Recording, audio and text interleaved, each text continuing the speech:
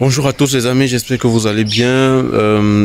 Aujourd'hui on va parler d'un sujet qui concerne le paludisme, mais on va parler du point de vue d'une information, de la mésinformation qui circule à travers cette vidéo que je vais partager avec vous.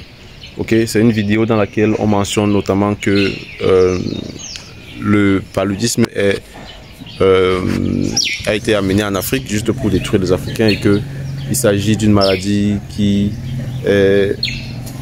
n'est pas naturelle mais qui est importée de manière biologique. Il y a même des moustiques qui sont fabriqués de manière génétique pour pouvoir détruire les Africains. Également, on parle du vaccin qui n'est pas efficace et qui est supposé détruire les Africains. Alors, je vais essayer de partager certaines informations avec vous concernant ce message qui circule là.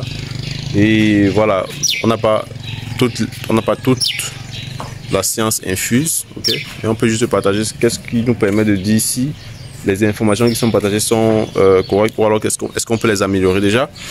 Ce qu'on doit dire, c'est que, parce que vous avez noté dans la vidéo, on mentionne le fait que le paludisme ne sévit pas dans d'autres pays africains, dans d'autres continents du monde, mais uniquement dans le continent africain. Et donc, on fait comprendre par cela de manière implicite qu'il s'agit d'un plan pour détruire l'Afrique. Bon, déjà, ce qu'il faut savoir, c'est que si le paludisme persiste en Afrique, c'est en raison de plusieurs facteurs, okay, dont la résistance antimicrobienne. Il y a de plus en plus de résistance des moustiques aux insecticides, sont développés de la résistance pour pouvoir lutter contre, pour pouvoir être détruits par les insecticides. Okay. Et ça, la recherche mentionne, il y a beaucoup d'articles qui ont été publiés là-dessus qui montrent à quel point est-ce que les moustiques sont de plus en plus résistants aux insecticides. Également, on a le fait que le plasmodium est de plus en plus résistant également aux antibiotiques. Donc, il y a des personnes qui prennent des médicaments mais qui n'arrivent pas à détruire, le corps n'arrive pas à détruire le plasmodium de manière efficace. Donc, voilà une des raisons pour lesquelles le paludisme est de plus en plus présent en Afrique, malgré tout ce qui est fait pour l'éradiquer. Okay. Il y a également d'autres points qu'on peut mentionner, comme pouvant expliquer la raison pour laquelle le paludisme persiste en Afrique. Okay. On a par exemple la difficulté d'accès aux moustiquaires imprégnés. Okay. Il y a plusieurs personnes qui n'ont pas. C'est vrai qu'il y a des campagnes qui ont été faites pour doter les personnes vulnérables de moustiquaires imprégnés, mais il y a des personnes encore qui n'ont pas accès à ces moustiquaires imprégnés là. Et en n'ayant pas accès à ces moustiquaires imprégnés, en n'ayant pas accès à un traitement efficace et complet, okay, elles vont persister, elles vont continuer d'avoir la maladie. Et des personnes généralement n'ont pas la possibilité de recevoir un traitement efficace, un traitement approprié pour lutter contre le paludisme. Ce qu'elles vont faire, c'est qu'elles vont prendre des décoctions ou alors elles vont elles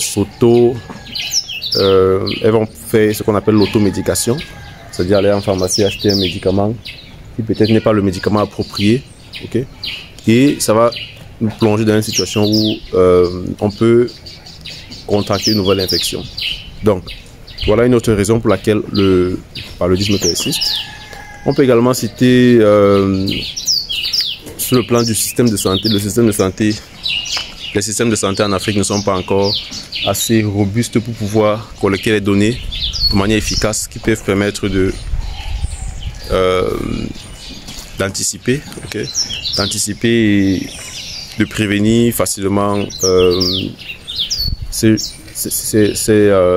épidémies. Donc, également, on peut citer le fait qu'on vit dans un environnement qui est de plus en plus susceptible de